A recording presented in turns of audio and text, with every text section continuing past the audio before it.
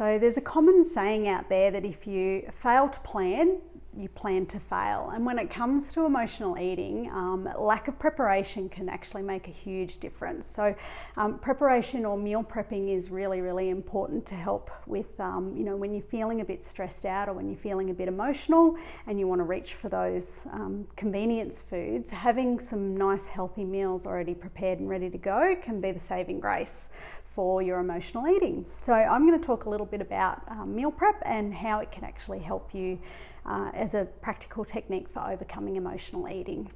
So there's a few different things you can do with meal prepping. I find that the slow cooker or a pressure cooker can be a really, really good tool because it's easy. You can just pop all of your ingredients in the morning and just let the meal cook throughout the day, and then you can pop that in the fridge and have it all ready to go. So have all your portions ready to go in the fridge and freezer. Another good option is having some good pantry staples as well. So I've put a list into the booklet in the course to give you some ideas, things like having your brown rice packets or having some tins of tuna in the cupboard, just quick and easy options that are healthy, that are going to help you move away from quick and convenience foods.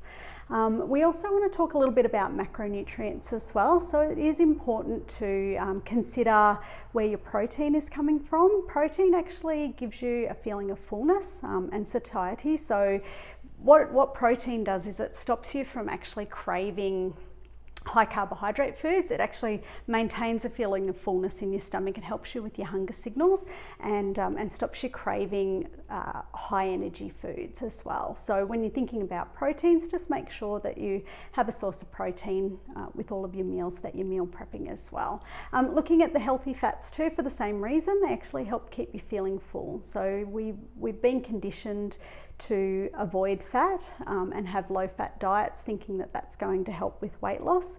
But unfortunately, that's actually contributed to the problem. It's really important to have fat in your diet, especially those healthy fats, like things like your beautiful olive oils and avocado, having nuts and seeds in the diet as well, because they're going to help you feel full. They're going to fill you up and stop you from craving high energy foods when you're feeling stressed out.